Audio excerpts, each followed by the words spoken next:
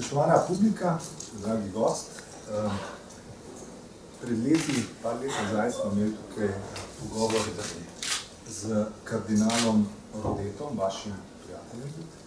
In če primerjam, je veliko več interesa za delo misionarja kot kardinala. Moje vprašanje je, seveda, tukaj lahko delo, namreč o gostu veste vse, predstavljati ga pravzaprav ni treba. Ampak ena izmed stvari, ki mi je pa padla v oči, je mesto Akamasoa na 25.000 prebivalcev.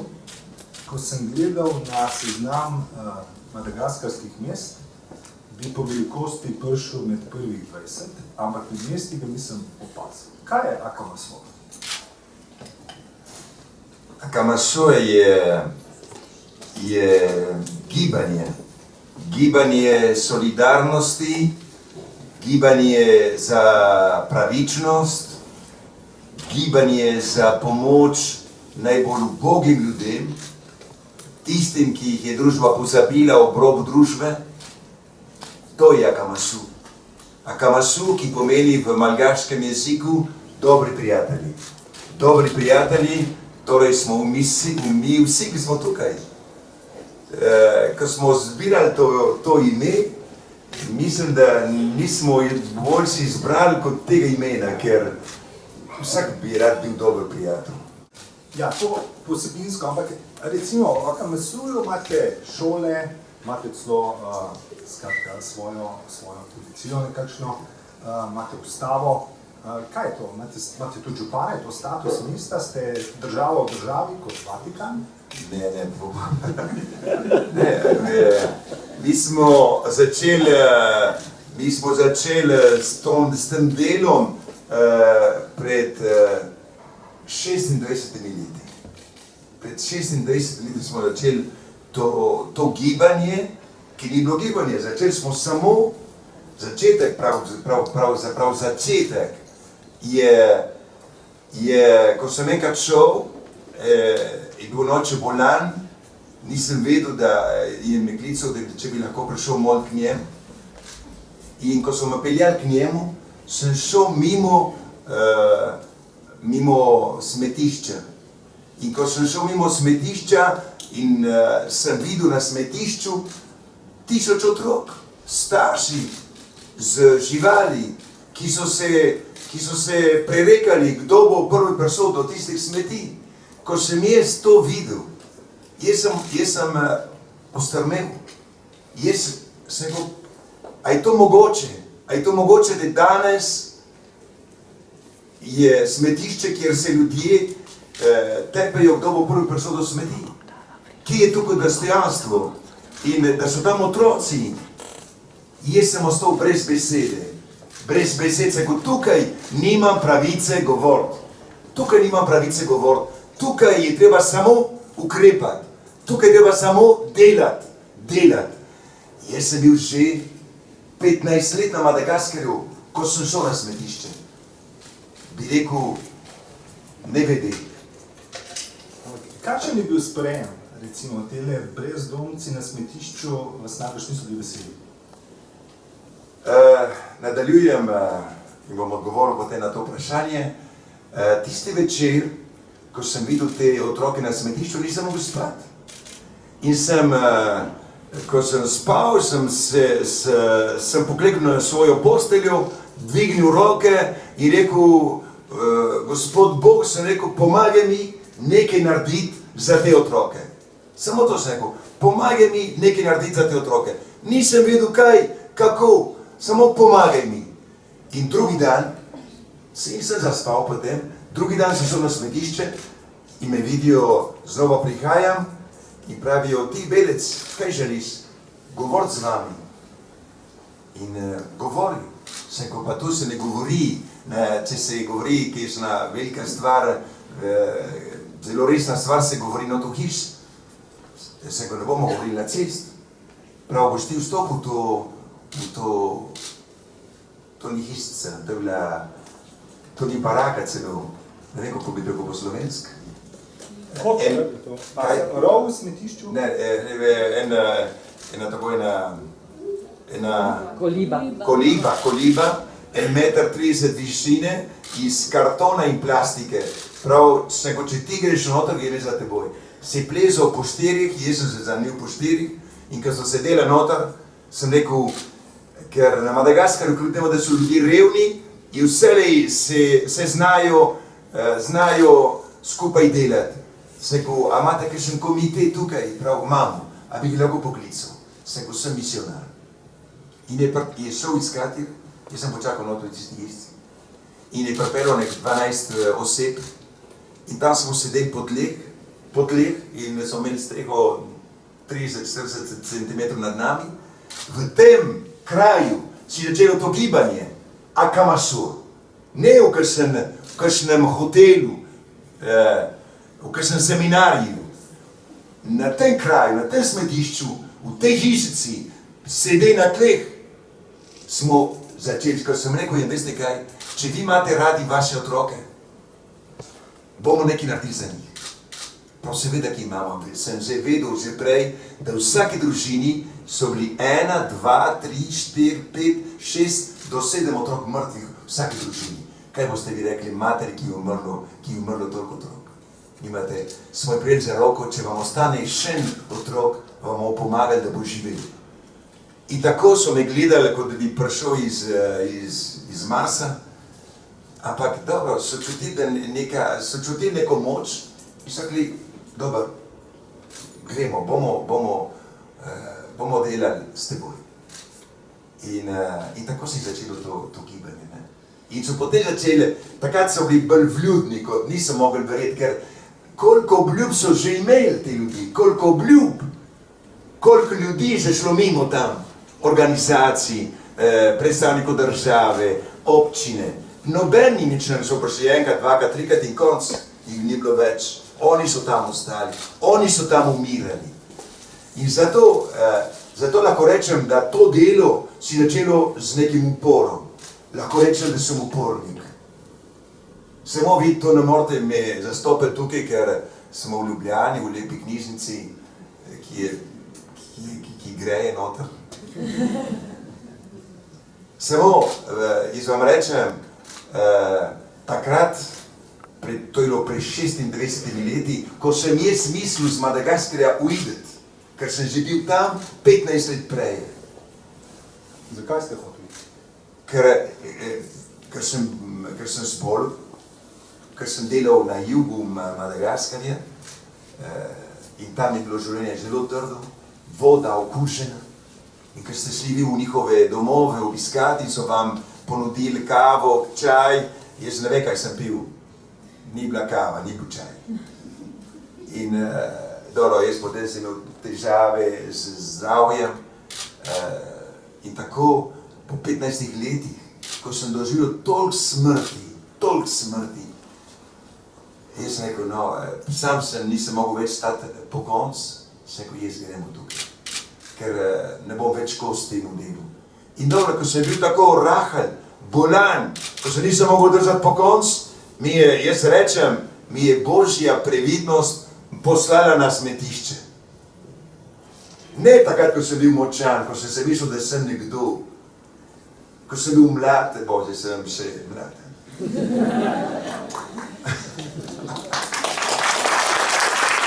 Veste kaj, da mlad, ne mislim, koliko let imam.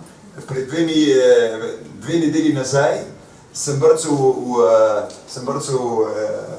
gol in sem zabil 2 gola, eno z desno, z levo, na 30 metrov. Pa ni bil starček v gol, je bil močan mlad fant. Kar gledal prav, ti mi že nalog, kot ti to jemneš. Dobro, hočem reči, ko ste mlad, mislite, da boste spremenili svet.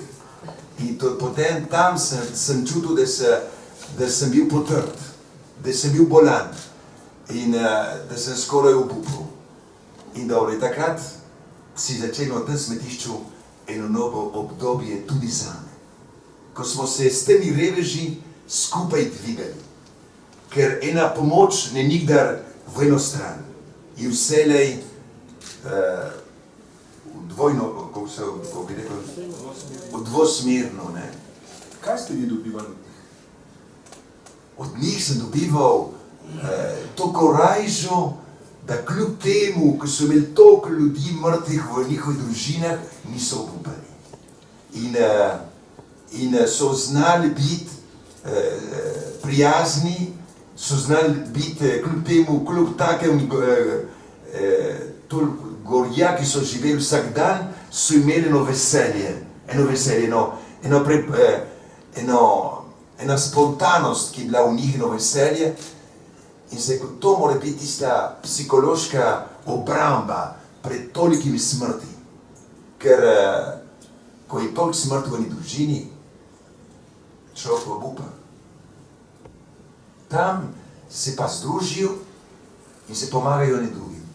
In zato sem prve 15 let sem šel na vse te domove, kjer so bili mrtvi in s tem sem se odpiral vrata v njihova srca. In tako da jaz sem iskal, kako pride do njih, ker to ni enostavno pride do njih. Lahko je pozdravljati človeka, ampak pride do njihovega srca, pride, da oni vas zaupajo, ker na Madagaskarju beli človek je, kot da bi iz Marsa prišel. Ko sem prvič prišel na Madagaskar, sem šel takoj v eno vas pozdraviti moje brate in sestre. Pozdraviti, veste, da jaz prihajam iz Argentine. In v Argentini se vsi objemamo. Včasih se samo objemamo.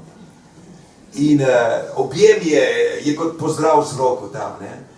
In jaz sem šel takoj in smo takoj prijatelji. Malo prehitro tudi včasih, malo prehitro. In sem šel takoj v vas sam. In ko so me otroci videli, ki so igrali sredi vasi, da pridem bel človek in mi so začeli kričati, upiti, jokati, mater so, kaj se dogaja v vas. Bilo mirno, kaj se dogaja. Oni pridijo ven, vidijo belega človeka, oni tu se ustrašili, vsaka vzame svojega otroka in zbeži vsi v gozdički, ki vzdravijo vas. Jaz sem ostal sam sredi vasi. In sem rekel, kaj se dogaja, da sem jaz sprožil tak strah do teh otrocih v materah. In potem sem se rekel, da bi se seboj pogovarjal in mi rekla en glas, pa kaj si ti naredil? Sem rekel, kaj? Sem prišel obiskati svoje brate. Ja, pa kdo ti je predstavil? In v kakšnem jeziku se boš predstavil? Sem ne veš njegov jezik. Prav, pojdi hitro nazaj na mišljeno, preden ne bodo vsi učiti s kakšnim nikoli. Tako da moj prvi izhod ali pa moj prvi korak kot misionar je bil popolni poraz. Naslednji korak je bil, da ste se naučil malgaško? Seveda. In da sem postal bolj potrpežljiv. Mi hočemo hitro zaupanje, hitro dobiti njihova srca, hitro jih imeti za prijatelje. Tam je treba počas. Je treba dati čas času. In seveda sem rekel, tukaj se moram učiti njihov jezik. In pa za tega sem rekel, vse to ne bo nikdar govoril, preveč težko. In potem počasi, ko sem začel moliti, se nisem videl, kaj sem govoril. Ampak Bog je že vedel vse jezike. Ampak jaz sem rekel, enkrat bom zastopil. In tako enkrat se mi odprlo. In sem začel zastopati, kaj sem govoril. In po 5 letih, tako rečem, sem se potem prosto govoril. Naučil ste samouško, niste hodil v kurs? Sem šel potem tudi, začel sem 2 leti, potem sem šel pa, ker sem išel na Madagaskar, preden sem bil duhovnik. Ker jaz sem rekel, če grem kot duhovnik, me postavijo na oltar in tam bo zastal. Jaz sem pa postal duhovnik za ljudi. In če oni ljudje vas postavijo nekje daleč od ljudi, jaz nisem postal, da bom sam. Ampak z ljudmi. In se neko hoče, da me spoznajo brez nobene brez nobene, kako bi rekel, etikete. Kdo si? Peter, ali pa Pierre, ali pa Pedro. Mlad fant, 22 let sem star.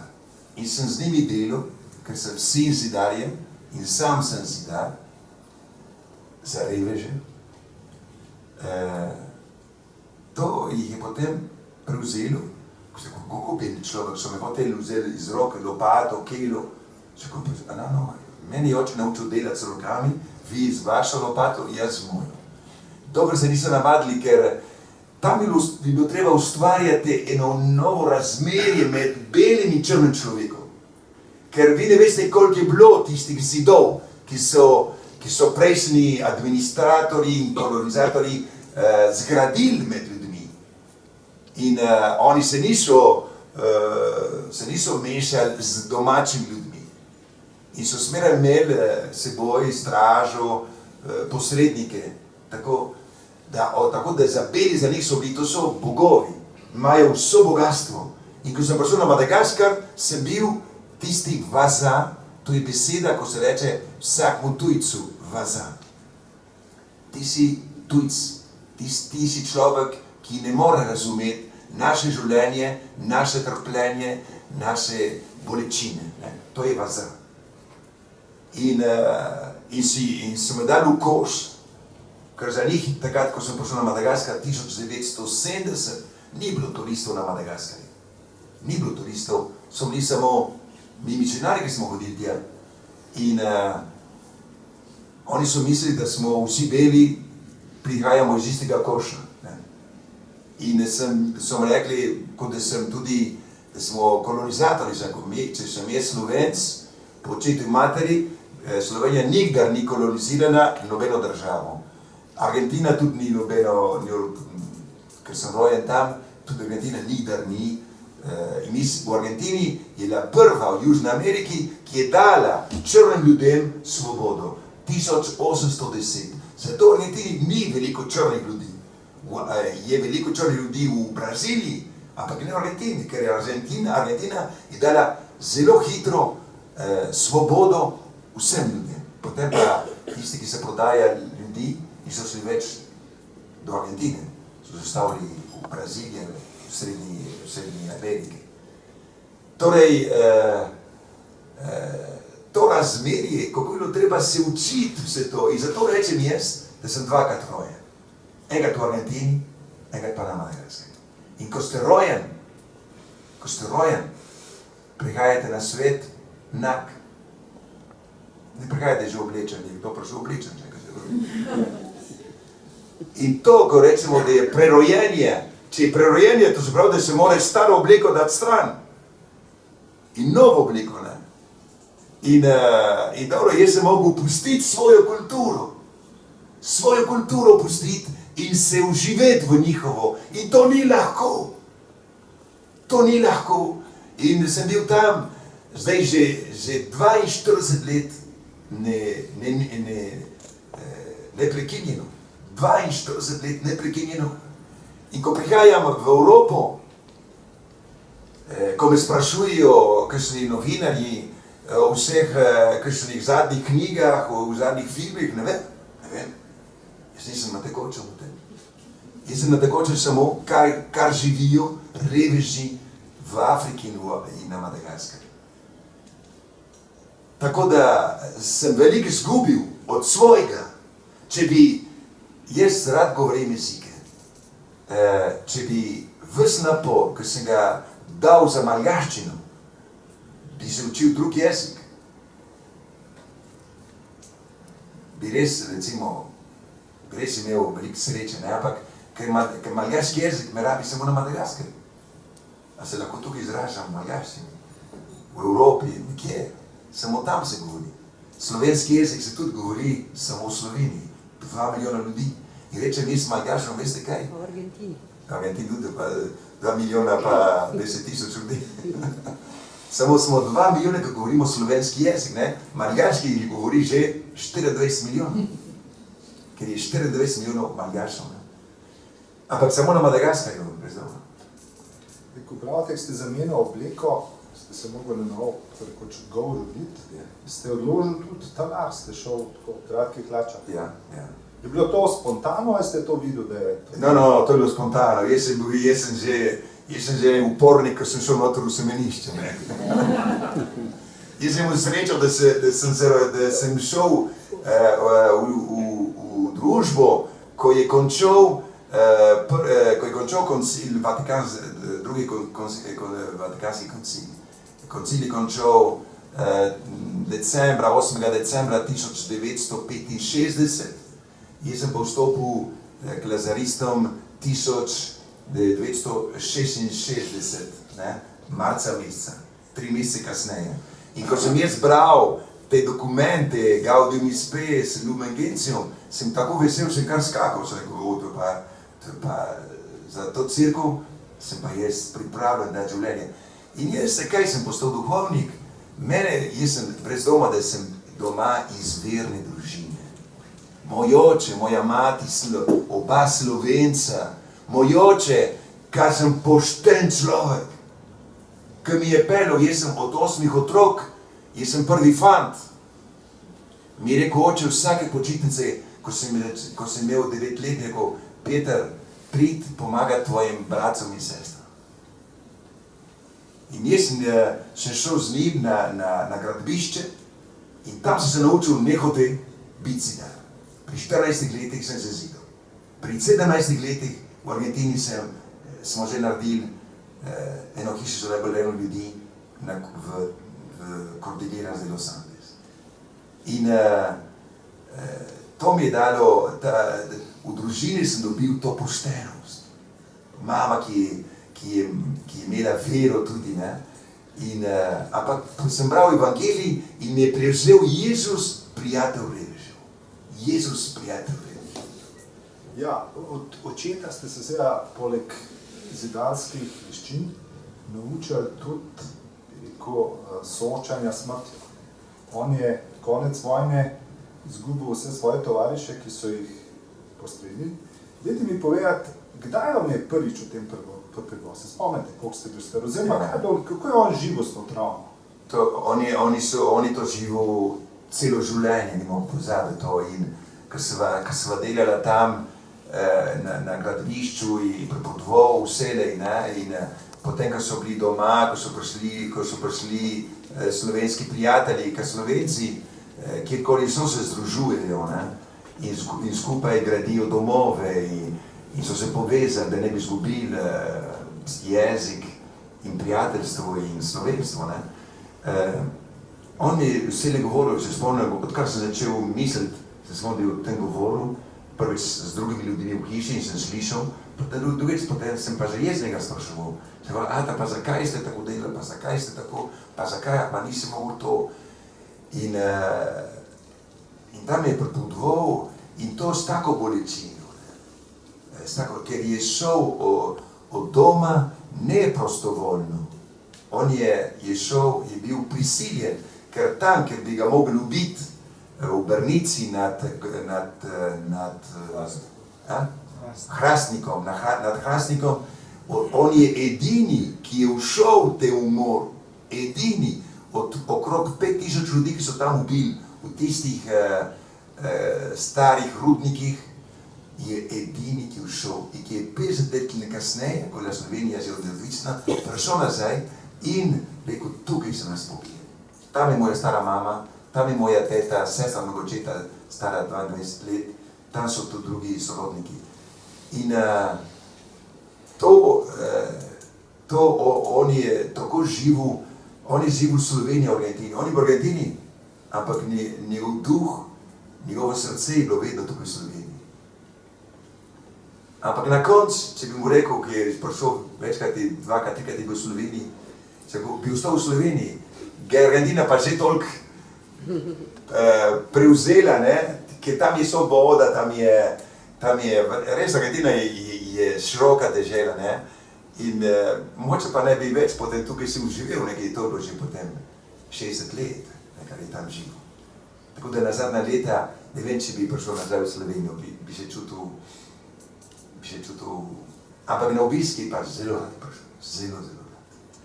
Povejte mi, kako je bilo, vi ste rasli v družini, kjer so vam opevali lepote domovine Zvorne Slovenije. In leta 1968 ste prišli v Slovenijo in ste po dolgih letih, oziroma pri 20 letih, prvič videl svojega deda. Kako je to? To je bilo tako doživetje. Slovenija, ki so mi pripovedovali starši in drugi Slovenci, se res, Slovenija je bila kot raj za nas. Kot otrok te pripoveduje, da to je raj, da so gozdovi, da so reke, čiste reke, potoki, doline, gozdovi, Alpi, sneg, dobri ljudje.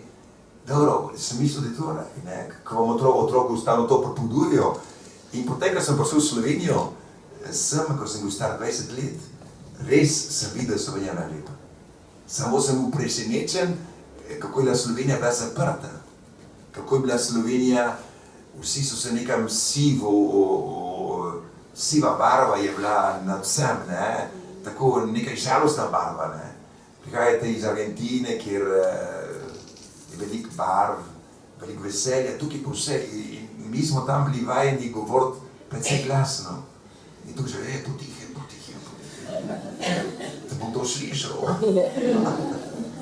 No in to se mi je zdelo čudno, No, ampak potem, tisti dan, ko sem šel v Gornje Podpoljane, v Velikih Laščah, ker sem šel v dom moje mame, ker je samo družina moje mame, ki je preživela strani mojega očeta, je skoraj vse pobito. Ko sem šel tja in ko sem videl očeta, starega očeta s takimi brkami kot en prav Slovenc, tako postaven je bil bolj zravnan kot ena smreka.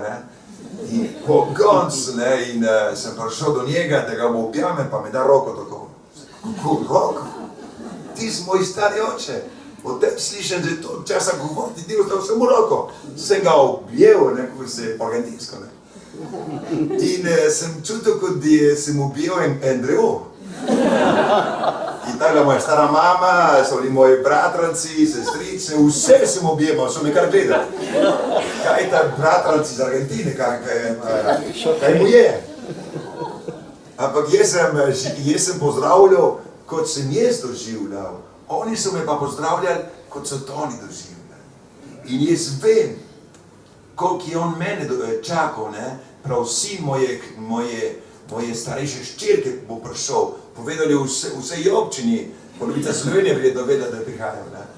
S kakšnim ponosom, s kakšno ljubeznijo, ampak sem prišel, samo roka. Ampak v tej roki, koliko je bilo sočutja, ljubezni, polno stvari. Po 20 letih molka tega, o čem sta se pogovarjali? Kaj ste ga sprašali? Brez dvoma, kaj se je dogajalo po vojni, kako so bili preganjeni, kako so težko živeli. Njega so tudi hoteli potem ubiti, starega očeta. In rekel, če me boste ubiti, me boste ubili tukaj sredi vasi. Samo pustite me, da grem zmolt k tej, je bila na kapelca v vasi, prav spustite, da grem zmolt in nazaj pridem, to je bilo 20 metrov, 50 metrov tam, kjer sem ga hotel vzeti nasilno. In šel ta vzmor, nazaj prišel prav, zdaj, če moraš ubiti, tukaj me ubiti, a ne v gozdu. Še prosim, prav, pustimo tega starega človeka, taj znov. No, se ne maramo seboj. So prišli v sosedno vas, v dvorsko vas, v gostilno, ti ljudje, ki so hoteli ga vzeti nasilno, so rekli, smo dobili nekaj jeklenega človeka. Nismo mogli s njim. On je bil tako pošten in kamor sva potem, da smo 2 leti tukaj, sem se usmeril, to je bilo tako veselje iti v Gornje Podpoljane. Vsake počitnice tukaj sem šel pomagati, obračati seno in tam pogovarjati se spet. In to je bilo tako veselje odkrivati to Slovenijo, to družino. In tudi smo šli malo, smo šli kam v Špajzu, rekel, prid, Peter, prid. Bomo pa šli v šlopce. Samo da boš ti to mami to povedal. No in to je bilo tako veselje in kadar sva šla v Ljubljano in smo se kje ostali v kakšni gostilni, je vsem rekel, to je moj vnuk, to je moj vnuk, bo misionar, bo duhovnik. Očka, tih, očka, ne vejo, kaj boš prav. On je bil tak postavljen, on je bil vojak v imperiju, ne, kako za Avstro-Ogrski. Moj stari oče je bil vojak v Avstro-Ogrski, moj oče je bil vojak v Beogradu pri Aleksandru, jaz sem pa v Argentini in bom vedel vojsko v mornarico, argentinsko mornarico, ne. Ampak ker sem šel potem za misionarija, sem šel hitro tam in tako da sem šel potem v misijone, ne. Poglejte, moj oče, stari oče v Avstro-Ogrski, moj ata je bil vojak v Srbiji in jaz pa skoraj vojak v Argentini. Ampak na vzlicu semu ste pa med Slovenijo obupal in ste šel na Madagaskar. Ne, nisem obupal. Jaz sem samo prišel v Slovenijo, ker je bilo tako, bilo predvideno, da bi tukaj začel filozofijo, da bi končal študije tukaj, ampak potem, ker sem videl, da smo na tesnem tukaj, da je bilo tesno dihati, jaz ne morem tukaj ostati. Potem sem rekel, pa nočem biti, jaz nočem biti na Madagaskar, če bom jaz takoj nadaljeval študij tukaj, bom posvečen zelo mlad in sem rekel, jaz sem bil v srcu že to, kar sem želel biti. Jaz bi rad šel na Madagaskar kot mlad fant in jaz znam zidati, se bom plačal vožnjo z mojim delom in so sprejeli. Tako da sem šel od tukaj, iz Slovenije po 2 letih, zelo vesel, srečen, da sem doživel Slovenijo. In potem, ko sem bil na Madagaskaru 2 leti, ko sem delal z njimi, sem bil tako prevzet na tistem narodom. Ker leta 1970, takrat so bili, tako je bilo 6 milijonov malgašev, 6 milijonov tistem času. In tako prijazni, taka solidarnost med njimi, med sebojna pomoč, revni, ampak solidarni. In za te ljudi bi se rad vrnil nazaj. In takrat, če grem nazaj v Slovenijo na teologijo, ki je bilo še tesno še tukaj, potem sem rekel, grem rajši v Francijo, v Pariz in bom tam končal študije, ker itak bom šel potem nazaj na Madagaskar. In Francija in Madagaskar so imeli kot bivša kolonija, so imeli veliko stike, tako da sem potem nadaljeval študije v Franciji. Pariz tistega časa je bil s svojim uporniškim hipijevskim gibanjem pravzaprav nalaš za vas. Ja, ker jaz potem, ko vsake počitnice sem potem v Franciji šel kar na stop. Enkrat na sever, enkrat na jug, enkrat proti vzhodu, brez denarja. In sem spal na kako rečete, na kolodvoru, kaj je to? Kolodvor, na postajah. In tam sem šel v skupine in jaz sem rekel, jaz bom duhovnik, jaz moram zdaj se učiti pristopa do ljudi. Jaz se moram zdaj učiti, kako bom jaz prišel do ljudi. Jaz se ne bom zaprl zdaj, rekel, že nisem še duhovnika, bom že k ljudem. In sem rekel, jaz moram se zdaj učiti, kako bom prišel do ljudi. Tako da sem šel med njimi, med tistimi hipiji in smo tam skupaj spali in se razgovarjali in po enem dnevu, 2 dni reče, ti, kdo pa si ti? Ti ne sedeš med nas. Sem rekel, kljub temu, da sem imel dolge lase takrat, sem rekel, veste kaj, jaz študiram teologijo, jaz sem študent teologije, bom duhovnik. Kaj? So se vsi zgražali, kaj ti boš? Ampak smo bili se 2 dni skupaj, smo že prijatelji bili. In so rekli, in potem se, ko jaz moram iti naprej, ne ostani z nami. Koliko teh ljudi, ki sem srečal, ko sem šel čez Belgijo, Dansko, Holandijo, Švedsko, Nemčijo, sem srečal koliko teh ljudi, potem sem šel na jug, proti Lyon, Marseille, Algerija, Marruecos, Marrakeš, potem nazaj preko Španije, Madrida, potem enkrat v Anglijo, na Irsko. In to brez denarja. Jaz danes ne razumem, kako sem mi to delal. Kakšno zaupanje sem jaz imel, da če vi, mi je potem en španski sobrat, prijatelj, rekel ti, s takimi nasmikom imaš ti, kdo te bo sprejel na avtostop? Prav, ti se mo hitro spregovor kakšne besede, da bo videl, da si dober človek. Ti se mo hitro spregovori kakšne besede, da ne. In tako, ko sem bil v Alžiriji, veš, v Alžiriji, ne zdaj ne se ne bi upal v Alžirijo delati stoka. Je prišel brez glave mogoče. Ampak takrat sem naredil štop, mi je vzel en zdravnik in po poti mi rekel, on je bil muzulman, prav, ampak kdo si ti, mi spet rekel? Prav, ti nisi navadni tak potepuh ali kaj tajzga stok minomasik, ne veš kaj imeti. Sako, jaz sem študiral teologijo, bom duhovnik. Prav, veš kaj, jaz sem muzulman in sem mislil, da bo z njim prehodil 50 km, v resnici mi je peljal 400 km. Ki bo večer, mi rekel, veste kaj, mi muzulmani spoštujemo druga verstva in vas prosim, če boste naš gost do zvečer. Nima kam jeti, sem tudi tak, da postajo, se lahko sprejmem. In me je sprejel, on je bil, njegov svak je bil pa prvi minister v Argeliji.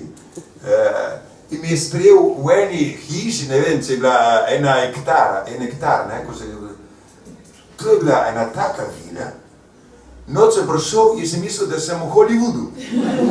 Ker delam film v srednjem vzhodu, ne.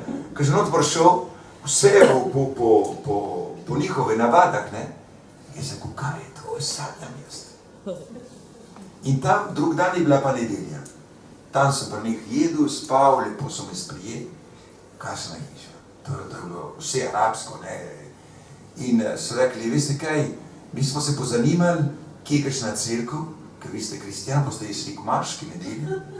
Prav, smo zvedeli, da je tukaj na cerkev in maša začne ob 10. Muzulman, ki je poiskal cerkev, da bo so k maš. No in mi je peljal in smo se pozdravili po zahvali in mi je peljal do cerkve in ko so se poslovili, mi je rekel, tu imate pa vozovnico, da greste z avtobusom do Marrakeša. Prav ne bo, veste, boste bolj hitrejši prišli, ker vem, da ste študenti, morate iti čez 3 dni spet nazaj v šolo, da boste hitrejši prišli. To se mi dogajalo na potih, na teh potovanjih, ne. To je bilo tako lepo, tisto srečanje, ne. In takrat jaz sem spoznal ljudi, zato, ker sem postal duhovnik, sem se dal kot cilj življenja. Vsak človek je moj brat, je moja sestra. Zdaj, v Alžiriji ste spoznal Hollywood, ampak vlekel... Ne, Hollywood, ne, to ne bo preneseno. Ampak hočem reči, tisto, kar vas je gotovo vlekel, vas je pa tudi ulica, reveži. Kakšen je bil, bi rekel, a bi lahko rekel, a je bil tedanji alžirski, arabski, ta berač, revež, karkoli, drugačen kot malgaški? Je bilo nekaj, niso bili tako revni, prvič niso bili tako revni. So bili revni, ampak je bilo veliko dela, ko sem gledal, kaj vse znajo delati z rokami, kakšno kulturo imajo, so bili bolj napredni kot na Madagaskarju. In se spomnim, da v Fezu, kjer sem dol izstopil in šel sam noter v tiste star Fez, in tam so prišli otroci in z menoj jih je bilo nek 10 in z njimi sem tam, smo se malo po francosko pogovarjali in kar nekrat mi je zmanjkala moja torba. In sem rekel, fantje, to mi je pokradil torbo. In so rekli, ne vem, nismo videli, sem rekel, fantje, Jaz se z vami zdaj sprehajam po tej vasi, že po tem mestu, vašem mestu, že par ur, nekaj 3-4 ure. Seko, jaz sem vam zaupal. Jaz sem mislil, da vi ste moji prijatelji. Tako da vi ste meni golfali. Seko, posebno tebe in tebe, sem mislil, da sta prijatelja, ker ste tako bila prijazna, tako sta lepo govorila. Seko, veste kaj? Sem res razočaran, mi je tu hudo pri srcu. In sem se usedel tam in se dal glavo med dvema rokama in sta rekla, počakamo. Tukaj počakaj. In sta šla. In sta čez pol ure prišla nazaj z mojo torbo. In jaz sem doživel take stvari, neverjetne in to, zato ker sem šel med ljudmi. In ko sem postal duhovnik, ko sem šel nazaj na Madagaskar in sem prišel v eno faro, ki je bilo mesto je bilo 5000 ljudi, sem rekel tej fari, veste kaj, ta cerkev je vaša hiša, pridite kadar hočete. In sem vzel uro, sem dal uro stran in 9 let nisem rabil ure. 9 let nisem rabil ure. Sem rekel, kadar pridete, če so težave, pridite. Samo takrat sem bil močan. Kaj pa Maša? Zjutraj sem našel. Ko je sonce šlo? Ne, zjutraj in potem pa čez dan potem sem bil v službo ljudem.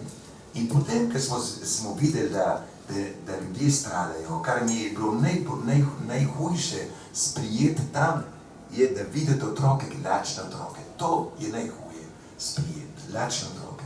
Gledati lačnega otroka, to je, jaz ne moram tega sprijeti. Zato hodim po svetu danes in za te otroke zbiram pomoč, za otroke na Madagaskar, ki je skoraj polovica teh prebivalcev danes. In smo se zmenili z nekimi misionarji, vsi slovenski misionarji, sem rekel, fantje, mi smo zdaj tukaj osebnosti, mi smo tukaj gospodje za njih. Tukaj je lakota. Kaj naredimo? Da damo zgled, da nobeno delo, ročno delo ni sramotno. In smo rekli, pojmo mi tudi delati v rižna polja. In tako smo potem po maši se oblekli kratke hlače z nožem, velikim nožem, mašet, kot rečem, in smo šli v rižna polja. Delati not v blato. In ko so ljudje, ki nas niso poznali iz Gmajgne, iz podeželja, ki so prišli v mesto na trg, so videli belega človeka not v blatu, so rekli, ja, tukaj pa ta človek išče zlato. Če bel človek gre v blato, v tako blato, tam je zlato ali srebrni kamni ali diamant. In so rekli naši ljudje, naši kristjani, ne, to niso vazaji, navadni belci, to so naši duhovniki, naši misionarji, ki nam pomagajo saditi riž. In to smo delali 3 leta. Tukaj v blatu. Se potem smo jo hudo plačali. Ampak nikdar mi ni bilo žal, nikdar nam ni bilo žal, da smo šli v to blato. Nikdar. Sem bil fejst bolan, zato sem vam rekel potem, da sem komaj, moj želodec je bil potem skoraj kot živalski vrt. 7, jaz lahko se zdaj tudi smejem lahko, ampak 7 različnih zadijavcev, ne smeram vse naenkrat. In jaz sem včasih videl zvezde ob 2 popoldne. So vas rešili antibiotiki, zdravila, malgaška? Ne, ne malgaška, ne. Koliko mojih bratov, malgašov, ki so z mano delali, so pomrli. Jaz sem imel, ko sem šel na dopust vsake 5 let, jaz sem preživel največ časa v bolnici za tropske bolezni. In tam jaz sem v to srečo, da sem bil preživel. Koliko mojih bratov so umrli mladi. Ko sem prišel na Madagaskar, srednja starost je bila 42 let. Srednja starost 42 let. Danes 52 let. Tudi ni velik 52 let. Ko opisujete ves čas tudi to potrpežljivost, vztrajnost. Čisto na začetku, ko sem vas vprašal, ta vaš prvi prihod na ta smetiščna naselja, bivanja, in potem, ko ste jih prepričali toliko in toliko družin, da ste začeli postavljati domove, Koliko časa ste pravzaprav rabo tega druženja, pogovarjanja? Recimo v Alžiriji je bilo zadosti 10 minut, da ste v dan prepričali za... Pa so bili otroci to, ker so starejši, je treba več časa. Več časa, ja. To so bili leta, da smo začeli, da smo prepričali, to so bili za nekateri desetletja. In tukaj ta potrpežljivost, tukaj je to tako važno, da ste potrpežljivi. Koliko se ugriznil v ustnice, vsego pa, ampak jaz nisem nikdar obupal, ampak sem bil večkrat jezen zato, ker sem rekel, te otroke, zakaj bi ti nedolžni otroci toliko trpeli? Zakaj nedolžni otroci trpijo? In za teh otrok sem se potem potegnil, za teh otrok in jaz sem se razburil nad starši, in bilo zaradi otrok, ne zaradi njih, ampak tudi v njihovem jeziku. In oni so videli, kaj vse smo naredili za njih. In noben otrok, če mi videl, da sem kdaj razburjen, ni ušel, noben. Ta starejši so ušli. Otrok noben. In Ampak ste jih obsoval pol? Ne, to pa ne morem. Moj oče ni nikdar nikomu rekel grdo besede. Jaz ne morem nekoga, kako ste rekli? Obsovati. Usmerjati. Ja, ne morem, da biš nekoga zmeril, tudi če moj nasprotnik. Tega ne morem, ne vem. To je v meni. In zato mogoče tudi ljudje, kot tisti muzulman ali tisti hipije, so me sprijeli. Ker jaz mislim, da se moramo združiti najprvo kot ljudje, ne kot kristijani. Kot ljudje. Ker biti kristijan to ni ena oblika, ki si jo daš in si jo potem lahko straniš. To je v tebi ali pa ni v tebi. In nikdar. To pa, jaz sem bil trd z besedami, nikdar pa nikoga podcenjeval. In zato so me imeli radi. In če sem bil včasih 10krat jezen čez dan, sem bil pa tudi obekrat 11krat vesel. In ko sem naredil račun, če preden sem spat, je bilo se neko 11krat bil vesel, 10krat sem bil žalosten ali pa jezen, sem zmagal 1-0. Tako da sem dobro zaspal čez noč. Zmagal ste se z naseljem, ko ste iz kartona, bivališče iz kartona, rove v smetišča zamenjali najprej v lesene, potem pa v zidane hiše. Ampak vaša posebnost je to, da ste leveže, ali pa za leveže, ali pa z njimi skupaj gradili hiše, ne blokov. Zakaj ste se odločili za hiše? Blok je vendar cenejši. Ja, ker smo se naučili tukaj od vas. Smo se naučili od vas, da ni treba, da v blokih postavljajo ljudi in se postanejo potem, postanejo kot da bi bili zaprti v škatlah, kot da bi bili malo zajčki nohli. In to se to uči od drugih, kar sem videl tudi v Evropi, v Franciji. In tako da smo hoteli, Madagaskar je velik za koliko Sloveniji, za 300-400 Slovenije. Madagaskar je večji kot Francija. Ima skoraj 600 tisoč kvadratkilometrov. In tam je prostor za enkrat še, tako da samo zdaj tudi v glavnem mestu zemlja postaja draga. Tudi na Madagaskar je prišla konkurenca, tudi na Madagaskar je prišla spekulacija. Ampak pred leti so neko južnokorejsko podjetje Daewoo je zakupili nekakve količine... En milijon hektar. Za 99 let z idejo, da postane Madagaskar veliko polje za Korejo.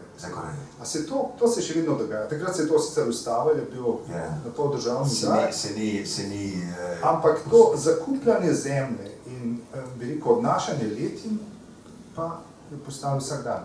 Ja, en bev na Madagaskaru ne more kupiti zemljo. En bevc ne more biti ne more biti gospodar zemlje. Vi lahko, če ste poročen z domačinko, potem je vse napisano na njeno ime.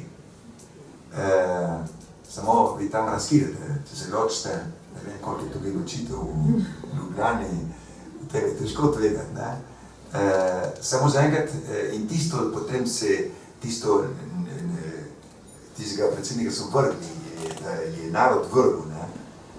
Ki to naredil. In to sam brez da bi vprašal parlament ali senator, to je kar sam odločil, da bo dal južno-korejski 1 milijon hektar, da bodo oni tam in celo maljaže spodbili z njegove naselja, ker so bili že kmete, ne?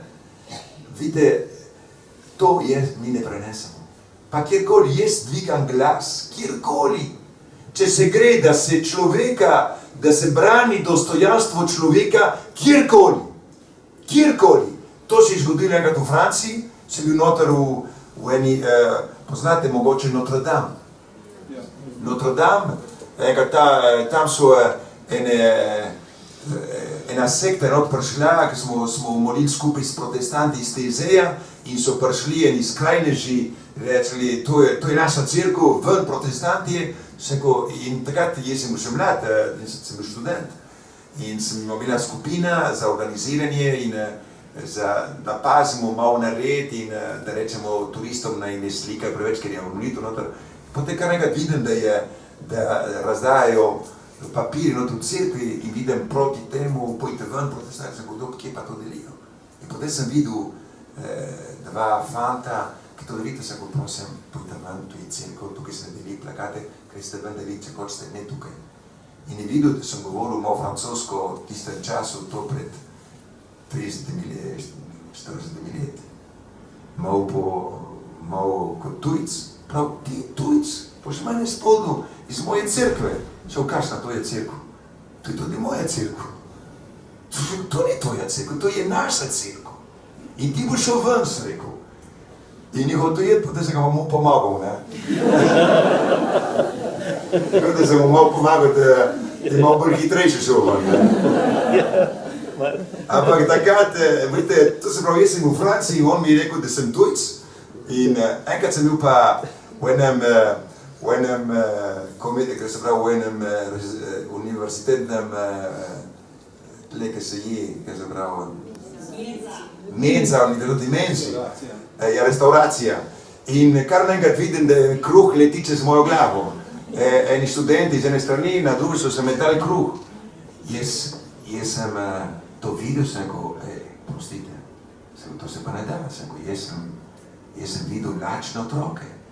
Jaz sem ustal, sem rekel, fantje, nekajte metati kruh.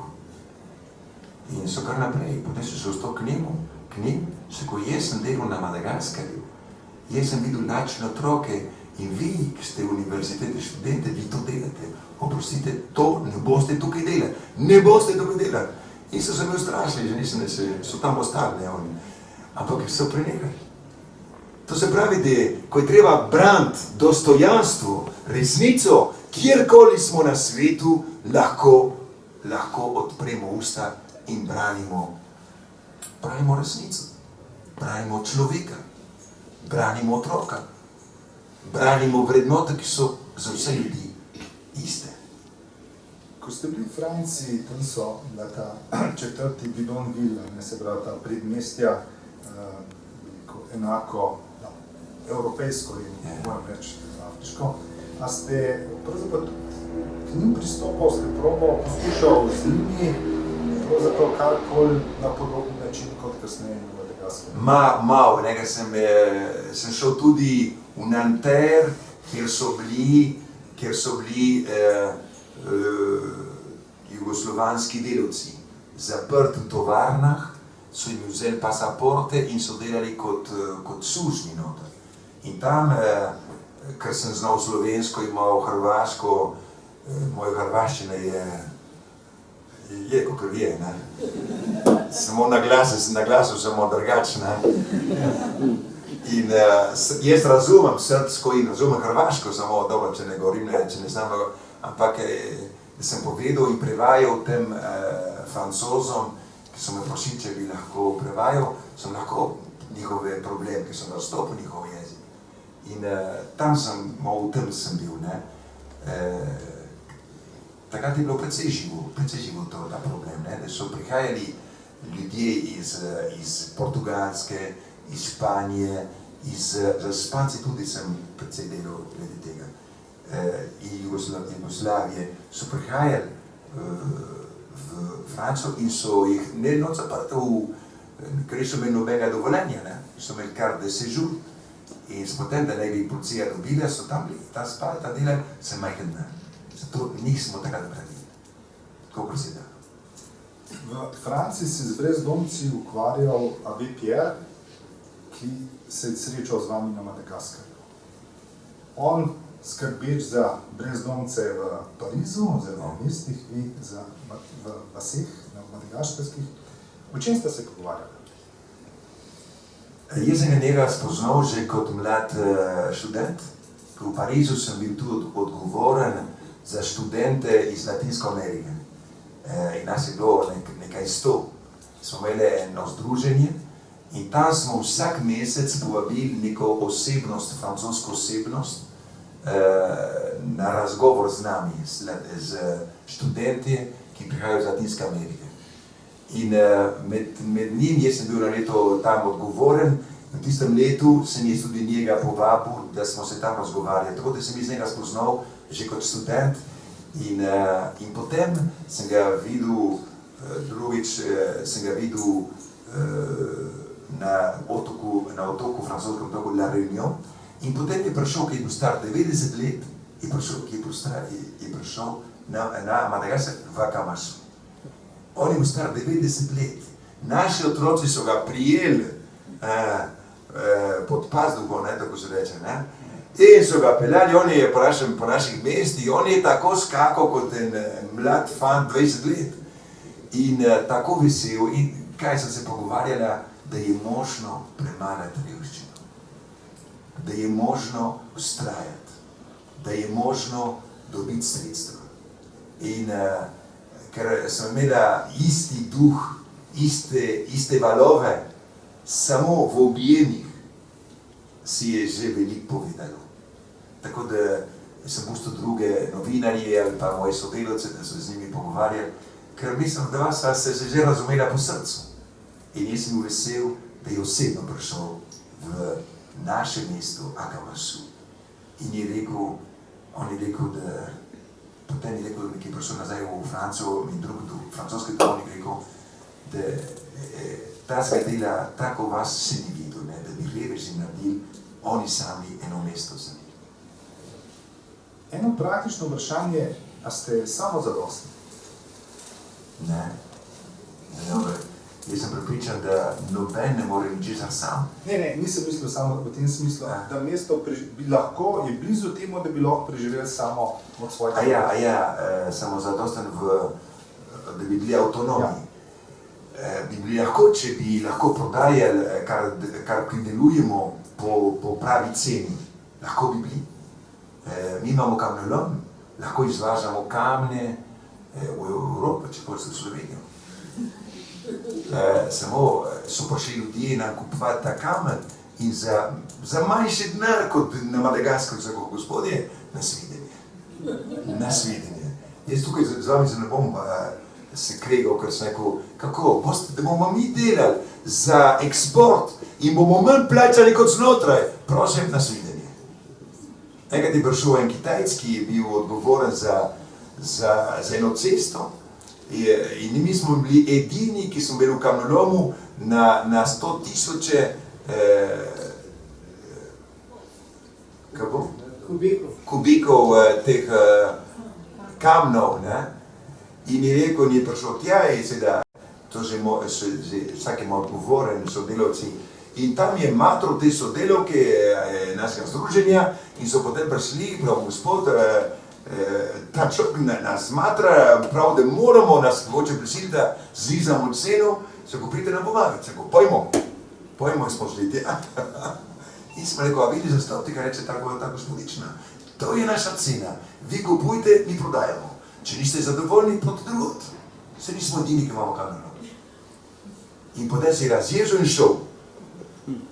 In pa čez en teden pa nazaj pride. Ker nikjer, on imel en določen datum, da mora končati cesto, nikjer ni dobil kot pri nas toliko količina 50,000 tistih 100,000 je rabu, nikjer ni dobil, mi smo ga imeli in je kupil po ceni, ker smo mi mu zahtevali. Tako da smeram so reveži izkoriščeni. In v teh razmerah ne moramo biti avtonomni, ne moramo biti, ker kar pridelamo, zgubimo, ne dobimo nazaj, kar smo vložili. In to je ta problem, ne? In je zdaj taka konkurenca med revnimi državami, recimo mi smo imeli 400 žena, ki so delali prte, tako lepe prte. In ko smo jih prodajali potem iz Vietnama, so delali pa prte dvakrat cenejše kot mi. In tako da mi naše lepe prte nismo mogli prodajati. Mi imamo zdaj v zalogi nekaj 1000 prtov, če bi jih kupili tukaj, ne vem. In tako da smo mogli prenehati teh 400 žena, ki so imeli talent za delati lepe prte, so šli, 200 od njih so šli tolčiti kamne. Ker edino kamen gre v promet. Prvič en del, polovico tega mi se poslužujemo, rabimo, ker mi delamo naše mesto. In ko delate mesto v hribih, morate stalno delati zidove, da zadržite dež in hišo, ki ste zgradili. Če ne delamo tiste velike zidove, bi dež v 10 letih vse spravil dol v dolino, vsa naša vas bi letela dol. Tako da smo danes zavarovali to naše mesto, ne bo noben veter, noben ciklon, ne bo naše mesto spravil dol v dolino, ker je lepo narejeno in močno narejeno, ko smo sami delali.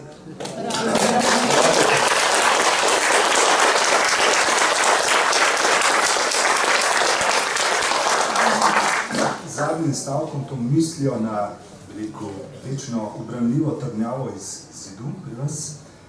Smo končali ta pogovor, se vam v imenu publike in sebe in gostiteljev lepo zahvalim.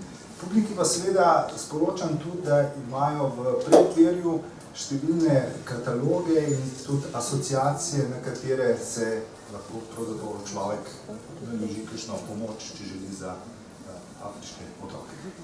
Hvala lepa vam vsem, ki ste prišli. Hvala lepa.